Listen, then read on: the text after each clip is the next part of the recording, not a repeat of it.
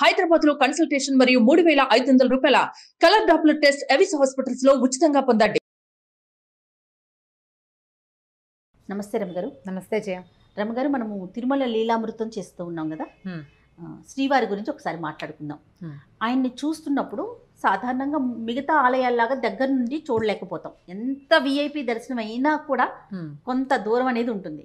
అయితే ఎంత దగ్గరికి వెళ్ళినా దూరం నుంచి చూసినా ఆ మూర్తిని చూసేసరికి మనం ఒళ్ళు మర్చిపోతాం. మిగతా చుట్టుపక్కల మిగతా ఆలయాల్లో అన్నీ చూస్తాం, గమనిస్తాం, కానీ బయటకు వస్తే ఆయనే గుర్తుండరు. అదే లోపల ఉత్సవ మూర్తులతో పాటు ఇంకా చాలా విగ్రహాలు ఉంటాయని నేను విన్నానండి. అసలు లోపల ఏమేమి ఉంటాయి? స్వామివారితో పాటుగా అదేంటంటే ఈ మధ్య వెళ్ళిన లాస్ట్ ఇయర్ వెళ్ళిన ప్రోటోకాల్తో వెళ్ళిన దర్శనం కూడా నేను స్వామిని ఆ తెల్లమహేసుకొని అక్కడే చూస్తూ ఉండిపోయాను. నేను కింద చుట్టుపక్కల చూద్దామన్నది ధ్యాస రాదు. అసలు ఎంత మనోహరమైన స్వరూపం అంటే అసలు ఆ ఆకర్షణ సామాన్యమైంది కాదు. అసలు మన కళ్ళు అటు ఇటు వెళ్ళవు, విషయం తెలుసుకుంటాం అంతే మనం. ఇప్పుడు ఏంటంటే మనకి ఎస్విబిసి వారి సౌజన్యంతో ఈ అభిషేక దర్శనాలు అవి మనకి విడిగా చేసి చూపిస్తున్నారు కదా, అప్పుడు మనకి వీరు అట్లా కొంచెం తెలుస్తుంది. తెలియకపోయినా సాధారణంగా మనకి దేవాలయాల్లో ఎట్లా కనపడతారు, వెంకటేశ్వర స్వామి మన శ్రీనగర్ కాలనీ టెంపుల్కి వెళ్తే స్వామివారు నిలువున ఒక విగ్రహం, స్వామివారి మూలమూర్తి, అక్కడి నుంచి కొంచెం ముందుకి కాస్త పక్కగా పెట్టబడినటువంటి ఉత్సవవర్లు, మధ్యలో అయ్యవారు, శ్రీదేవి భూదేవి ఇరుదేవేర్లు చెరుపక్కన ఉండి, తర్వాత చక్రతాళ్వారు చక్రస్వామి సన్నిధి ఒకటి ఉంటుంది, ఒక ఆంజనేయ స్వామి, గరుడాళ్వారు, అట్లా ఒక్కొక్క దేవాలయంలో ఒక్కొక్కటి కనిపిస్తాయి. సాధారణంగా దేవాలయాల్లో మూలవరులు ఉత్సవవరులు అట్లా మనకు కనిపిస్తారు ప్రత్యేకంగా. మనకి తిరుమలలో అట్లా ప్రత్యేకంగా కనిపించదు. స్వామివారు ధ్రువబేరం అంటారు. ఆ మధ్యలో నిలబడినటువంటి మహామూర్తే ఏకమూర్తి. ఆయన ఒక్కరే వెలిశారని మనకి పురాణాల ద్వారా చరిత్ర ద్వారా తెలుస్తుంది. ఒక్కరే నిలబడి ఉన్న మూర్తి అది. సాధారణంగా ఈ దేవతామూర్తులు ఎలా ఉంటాయి, 3 భంగిమల్లో ఉంటాయి. స్థానకము నిలబడింది, ఆసీనము కూర్చున్నది, శయనము మూడోది పడుకున్నది. ఈ 3 భంగిమల్లో మనకి విష్ణువాలయాలు కనిపిస్తాయి. అవును. ఈ నిలబడిన భంగిమలో కనపడేవాళ్ళు సాధారణంగా వెంకటేశ్వర స్వామి, శ్రీనివాసుడు, వేణుగోపాలస్వామి, రాముల వారి దేవాలయాల్లో నిలబడి ఉంటారు స్వామి. యోగ నారసింహుడు, నరసింహస్వామి, అక్కడక్కడ మనకి అనంత పద్మనాభుడు, పైనుంచి ఇట్లా సర్పం పైనుంచి అనంతుడు పడగలు పట్టి ఉండి కింద కూర్చున్నట్టుగా మనకు కనపడతారు కొన్ని చోట్ల. తర్వాత శయన భంగిమలో రంగనాథ స్వామి దేవాలయాలు, అనంత పద్మనాభ స్వామి దేవాలయాలు ఇవన్నీ కూడా కనిపిస్తాయి. అయితే ఇక్కడ మనకి నిలబడి ఉన్న మూర్తి, ఈ మూర్తి గురించి చాలా ప్రత్యేకమైన విషయాలని మళ్ళీ ఇంకొకసారి చెప్పుకుందాం. స్వామివారితో పాటుగా తొలి కాలంలో వీరితో పాటుగా ఏ విగ్రహం ఉన్నది అనే దాని మీద ఖచ్చితంగా అవగాహన ఎవరికీ లేదు. తొలి కాలం నుంచి స్వామివారు ఏకమూర్తి ఒక్కరే ఉన్నారు. తర్వాత నుంచి ఇప్పుడు ఇంత పెద్ద విగ్రహం స్వామి ఉంటే ఆయనకి అభిషేకం చేయటం కానీ, తర్వాత ఏమో అర్చనాధికాలు చేయటం కానీ, ఉత్సవాలకి ఊరేగింపులకి వాటికి బయటికి తీసుకెళ్ళటం కానీ మహామూర్తిని కదపలేరు కదా. వారికి బదులుగా శక్తిపాతం చేసి వారి నుంచి అదే శక్తిని చిన్న బింబంలోకి తీసుకుని ఆ బింబంతో మనం ఇక్కడ స్నాపనం చేయటము, అంటే స్నానం చేయించడం, అభిషేకాలు చేయటము, అర్చనాధికాలు, తర్వాత ఏమో ఏదైనా కళ్యాణోత్సవాలు జరిపినప్పుడు, ఆ తర్వాత ఊరేగింపులు, రథయాత్రలు కానీ, లేకపోతే పల్లకి ఊరేగింపులు కానీ, వీటన్నిటికీ ఆ ద్వితీయ బింబం రెండో బింబంలో చేస్తారు. సాధారణంగా మనం ఇది కనపడుతూనే ఉంటుంది. మనం ఉత్సవవర్లకు చేయటం తెలుసు కదా. అవును. అయితే ఈ ఉత్సవవర్లు దీనికి స్వామివారు ఈ వైఖానసము, తర్వాత పాంచరాత్ర ఆగమము, ఈ 2 ఆగమాల్లోనూ మనకి దేవతా పూజన విధానాలు, విష్ణు పూజా విధానాలు స్పష్టంగా చెప్పబడ్డాయి. ఆ ఆగమోక్తంగానే ఈ 2 ఆగమాల ప్రకారమే ప్రపంచవ్యాప్తంగా ఉన్న అన్ని విష్ణువాలయాల్లోనూ పూజలు జరుగుతాయి. బట్ ఆగమం అది. ఆగమాల కంటే ముందే స్వామి ఉన్నారు. స్వామి వెలిసిన తర్వాతే ఆగమాలు పుట్టాయి. విఖనస మహాముని స్వామిని దర్శించిన తర్వాతే ఇది రాశారని ఒక ఇది కూడా ఉన్నది. ఇప్పుడు ఈ ఆగమాల్లో చెప్పబడినటువంటి శిల్పశాస్త్రంలో చెప్పబడింది దేవతా శిల్పాలు ఎలా ఉండాలి అనే నియమం అవి ఏవి స్వామికి లేవు. ఎందుకంటే స్వామి తనంతట తను విగ్రహ రూపం దాల్చారు. ఇది ఎవరైనా చెక్కింది కానీ ఎవరైనా చేసింది కానీ కాదట. మానవ మాత్రులు నిర్మించలేని మహాద్భుత సౌందర్య నిర్మాణం ఆయన. అయితే ఈ స్వరూపానికి విష్ణుమూర్తి ఎలా ఉంటాడు అనే స్వరూపానికి నకళ్ళుగా చాలా చేసుకున్నాం మనం. అలాంటిది చేయించారు క్రమంగా. ఇక విగ్రహాలు చేయడానికి కూడా కర్రతోటి చెక్కతోటి దారువు శిల్పాలు, మృత్తికా శిల్పాలు, అంటే మన మట్టితో చేసుకునేవి, తర్వాత ఏమో శిల్పాలు శిలలతో చేసేవి, లోహాలతో చేసేవి, ఇట్లా రకరకాల ప్రతిమలు వచ్చేసినాయి. అయితే ఇప్పుడు మనకి ఇక్కడ ఎట్లా కనపడుతుందంటే తిరుమలలో పంచబేర పూజా విధానం అంటారు. ఈ వైఖానస ఆగమంలో పంచబేరములు అంటే బేరము అంటే స్వామి వరులు అంటే విగ్రహం అన్నమాట. మొదటిది మూలమూర్తి మహాస్వామి వారు, ఆయన ఏమనాలి మన ధ్రువబేరం అంటారు. ఆయన అంటే ధ్రువుడు కదలడు, అక్కడే ఉంటాడు, స్థిరంగా ఉంటారు. ధ్రువమూర్తి లేదా ధ్రువబేరం అంటారు. ధ్రువబేరం తర్వాత కౌతుక బేరం రెండో విగ్రహం అన్నమాట. స్వామివారి నుంచి కౌతుక బేరానికి ఆయన శక్తిని కౌతుక బేరంలోకి తీసుకెళ్తారు. ఆ కౌతుక బేరం అని మనం చెప్పుకునే ఆయన ఎవరంటే ఇప్పుడు మనం చూసేటువంటి భోగ శ్రీనివాసమూర్తి. భోగ శ్రీనివాసమూర్తి ఈయనని 9వ శతాబ్దంలో పల్లవరాణి సమవై ఇలా చిత్రంగా అనిపిస్తుంది, తమిళ పేరు కాబోలు సమవాయి అనే ఆవిడ స్వామివారికి సమర్పించారు భోగ శ్రీనివాసమూర్తిని. వెండితో చేయబడినటువంటి విగ్రహం అది పూర్తిగా స్వామివారికి నకలు. స్వామివారు ఎలా ఉన్నారో మూలమూర్తి ఎలా ఉన్నారో అలాంటి విగ్రహమే ఉంది. అయితే స్వామివారికి తొలుత శంఖచక్రాలు లేవని చెప్పుకుంటాం మనం, తెలుసు, మనం కూడా ఒక మాట చెప్పాం. ఆ శంఖచక్రాలు శిల్పంలోనే చేయబడి ఉన్నాయన్నమాట. ఈ రజత శిల్పం వెండి శిల్పంలోనే చేయబడి ఉన్నాయి. శంఖచక్రాలు పట్టుకున్నటువంటి స్వామివారి విగ్రహమే చిన్న స్వరూపం. ఈ వెండి విగ్రహాన్ని కౌతుక బేరము అంటారు. భోగ శ్రీనివాసమూర్తి ఆయనకి ఏం చేస్తారంటే స్వామివారి నుంచి ఆయనకి ఒక వెండి బంగారు తీగలతోటి శక్తిపాతం చేశారట. అది విగ్రహాలు ప్రతిష్ఠ చేసేటప్పుడు అట్లాంటి ఒక విధానాన్ని ఆగమోక్తంగా చేస్తారు. ఆగమాల్లో చెప్పబడింది. అది ఒక సన్నని సిల్క్ దారం పట్టుది, తర్వాత బంగారు తీగ, వెండి తీగ కూడా ఉంటుంది కాబోలు. ఆ తీగలతోటి స్వామివారి నుంచి వీరికి మనవాళ్ళ పెరుమాళ్ళకి ఇది చేస్తారన్నమాట, అనుసంధానం చేసి ఉంచుతారు.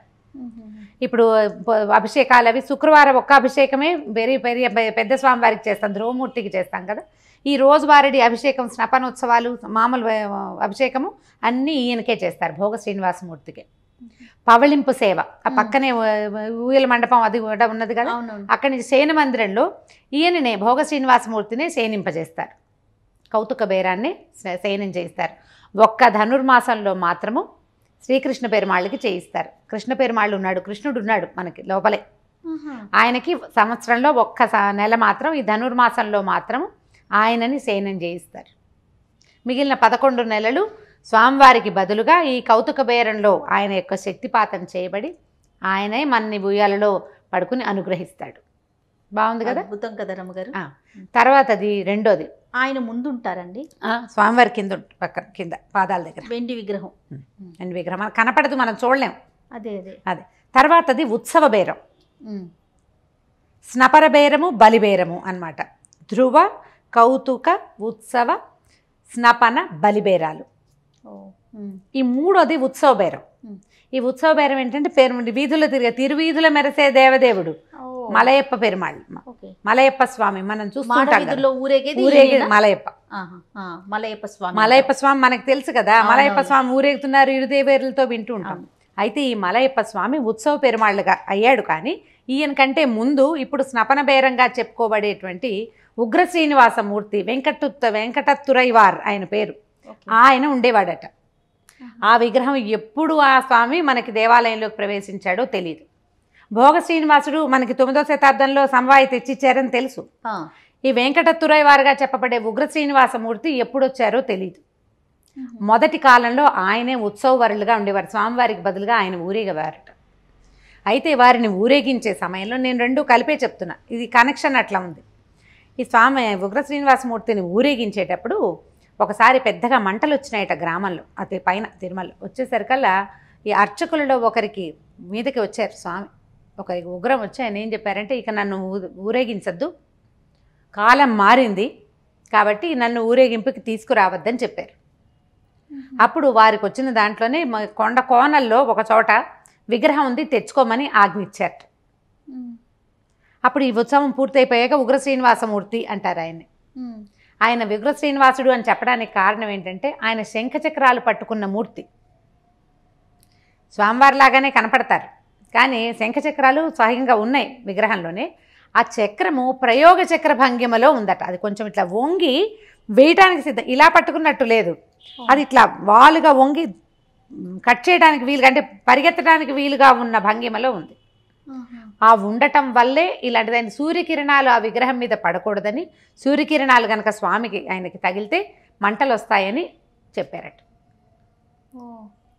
ఆ వారికి బదులుగా ఆయన ఇచ్చిన ఆజ్ఞ ప్రకారము కోనలలో ఆ లోయల్లో వెతికితే వీళ్ళకు ఒక విగ్రహం దొరికింది అర్చకులకి. ఇది అర్చకుల్లో చెప్పుకునే మాట. ఇది చరిత్రలో ఉందో లేదో తెలీదు, కానీ టీటీడీ వారు ప్రింట్ చేసిన పుస్తకాలు నేను చదివాను 3-4 చోట్ల. అయితే వీళ్ళు వెతికితే మలయప్ప స్వామి వారు దొరికారు. ఆయన పేరు మలయకురియన్ ఇన్రాన్ ఆయన పేరు. ఆయన అక్కడ దొరికాడు. అంటే లోయలలో నిలబడిన స్వామి. క్రమంగా ఆయన మలయప్పగా మారాడు. ఆ ప్రాంతాన్ని మలయప్ప కోన అంటారట. అక్కడి నుంచి తీసుకొచ్చారు. ఇరుదేవేరులతోటి లభించారు ఆయన. ఒక పీఠం మీద ఆయన నిలబడి ఉన్నట్టు, పక్కన 2 పీఠాల మీద 2 అమ్మవార్లు చక్కగా పక్కన నిలబడి చేతి ఇలాగా గజకర్ణ భంగిమలో ఉన్న వేళ్ళు పువ్వు ఇలా పట్టుకున్నట్టు కాకుండా ఇలా ఉన్నట్టు వేళ్ళు చాపినట్టుగా కనిపిస్తుంది అన్నమాట. చక్కటి విగ్రహాలు లభించినాయి. అప్పుడు వారిని తీసుకొచ్చి, అయితే ఏంటంటే మూలవర్లు స్వామి ఏకమూర్తి కదా, ఈయన దేవేరులతోటి ఉన్నారు.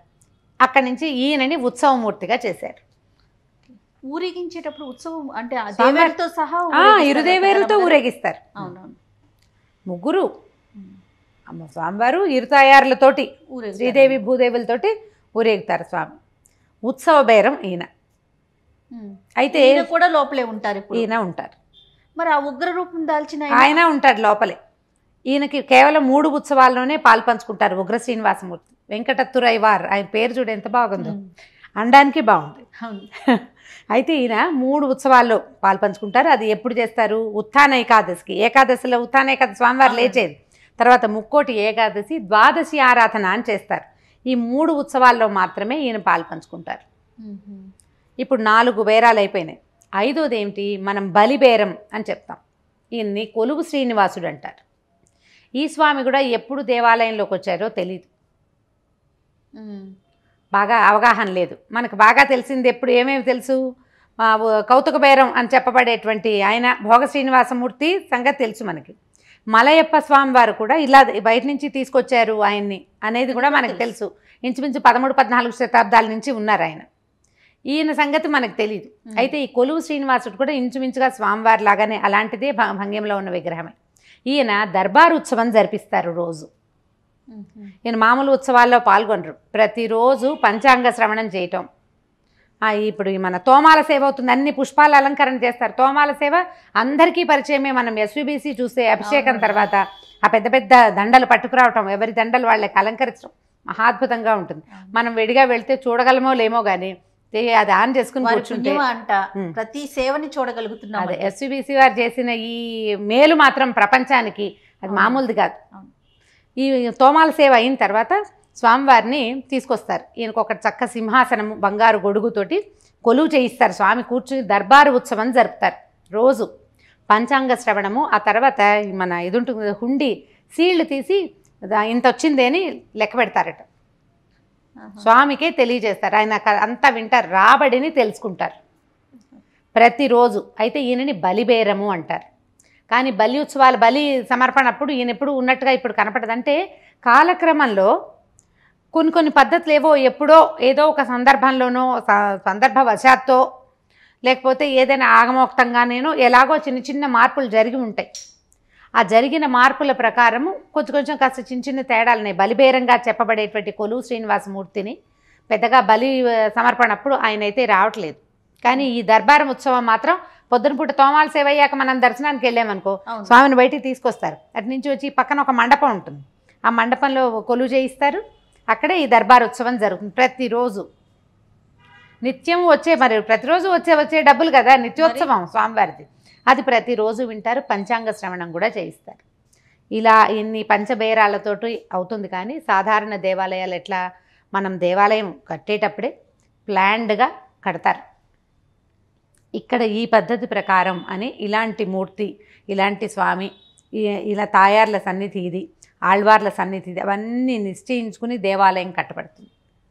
కానీ మనకి తిరుమల స్వామివారు ఆయన స్వయంభూమూర్తి, స్వయం ప్రకటితమైన అర్చావతారం. తర్వాత కాలంలోనే ఇవి ఒకటి ఒకటి యాడ్ చేయబడి వైఖాన సాగమోక్తంగా దేవాలయం నడుస్తుంది. వైఖాన సాగమంలో ఎలా చెప్పబడిందో అవే రకమైన ఉత్సవాలన్నీ అదే జరుగుతాయి. కానీ తొలి కాలంలో ఇవన్నీ ఏర్పరిచినది కాదు. స్వామి భూలోకవాసులను ఉద్ధరించడం కోసం, ఇలా చెడు మార్గంలో పడిపోకుండా ఉండటం కోసం ప్రజలు ఈ కలికి లొంగిపోతారు, బాధపడతారు. కాబట్టి కొంత వీళ్ళకి మేలుగు చేకూర్చడం కోసం, భగవంతుడి వైపు కొంత నడిపించడం కోసం స్వయంగా కృష్ణ పరమాత్మని దేవతలందరూ కోరుకుంటే ఈ అర్చావతారంలో వెలిసాడని, ఆ స్వరూపాన్ని మనం ఇప్పుడు చూస్తున్నామని చెప్తారు. అయితే మనం దేవాలయంలోకి వెళ్ళాక మనకి ఇవన్నీ ఏమీ పట్టవు, ఏమీ తెలీదు. ఒక ఒళ్ళు తెలియని భక్త్యావేశంలో ఉంటాం. పైగా గోవింద గోవింద వినపడుతుంటే ఓ పక్కన జల్లుమంటుంటుంది, ఓ పక్కన ఓం నమో వెంకటేశాయ వినపడుతుంటుంది. లోపలికి వెళ్ళే కొందికి ఒక రకమైన ఉద్వేగం వచ్చేస్తుంది మనుషులకి. దానికి దేనికి లోన్ కాకుండా ఊరికే చూడడం అనేది సాధారణ మనుషుల వల్ల అయితే కాదు. చూడ్డానికి ఒక్కళ్ళు కూడా వెళ్ళరు కదా. చూడ్డానికి వెళ్ళేవాడు ఎవడైనా వెళ్ళినా అక్కడ దాకా వెళ్ళాక ఆ వినపడుతున్న గోవిందనామం వాడిని అందులోకి తీసుకెళ్ళిపోతుంది. మనల్ని మనం మర్చిపోతాము అంటానికి ప్రత్యక్ష నిదర్శనం తిరుమల తిరుపతి దేవస్థానం అండి. అక్కడ ఆ ఒక్కసారి మహాద్వారం దాటి ఆ పక్క నుంచి లోపలికి వెళ్ళామా ఇంకంతే, ఇక అట్లా వెళ్ళిపోతాం ఆ ప్రవాహంలో. మనం ఒక్కళ్ళమే ఉన్నా మనని అది అట్లా లాక్కెళ్ళిపోతుంది. ఆ శక్తి అట్లా లాక్కెళ్తుంది. అది కేవలం భగవదావేశమే కానీ ఇంకోటి కాదు. అంతేనండి. ఇవి కూడా మనకి కొంచెం తెలిసిన పుస్తకాల ద్వారా తెలిసిన ఒక చిన్న సమాచారం. ఇంకా ఫర్దర్ చాలా పుస్తకాలు టీటీడీలో దొరుకుతాయి. మరింత చదివితే ఇంకా బాగా సమాచారం దొరుకుతుంది. ఇప్పుడు ఈ 5 పంచబేరాలు కాకుండా ఇక్కడ ఇంకొక 3 ఉన్నారు లోపలే. శ్రీకృష్ణ పెరుమాళ్ళు ఉన్నాడని చెప్పే కదా ఉండే నేను. ఈయన నవనీత నృత్య భంగిమలో ఉన్నటువంటి కృష్ణ స్వరూపం. రుక్మిణీదేవి కూడా ఉంది పక్కన. నవనీత కృష్ణుడు అంటే ఎట్లా చేస్తాడు, అలా వెన్నముద్ద పట్టుకుంటాడు. వెన్నముద్ద పట్టుకుని ఒక పద్మపీఠం లాంటి పీఠం మీద ఒక కాలు వేసినట్టు, రెండో కాలు పైకెత్తినట్టు చెయ్యి ఇట్లా నృత్య భంగిమలో ఉన్నట్టుగా కనపడతాడు. నాట్యం చేస్తున్న కృష్ణ ప్రతిమ ఈయనున్నాడు. ఈయన కూడా తర్వాత అంటే తర్వాత కాలంలో ఇంచుమించుగా మనకి రామానుజులకి ముందు వెనకలుగా భగవద్ రామానుజుల కంటే ముందుగానే వచ్చాడు ఈ కృష్ణుడు అంటారు. భగవద్ రామానుజులు వచ్చాక వచ్చిన ఆయన ఇంకొక ఆయన ఉన్నారు. ఈయన రఘునాథుడు. శ్రీరాముడి విగ్రహం కూడా ఉంది లోపల సీతా సమేతంగా. సీతారామ లక్ష్మణులు, తర్వాత ఏమో సుగ్రీవుడు కూడా, ఆంజనేయుడు, అంగదుడు, గరుక్మంతుడు, ఈ విగ్రహాలు ఇది ఒక చిన్న పరివారం అన్నమాట, కూటంలాగా ఉంటారు. ఈ విగ్రహాలు కూడా మనకి లోపల స్వామివారి పాదాల చెంత కనిపిస్తాయి.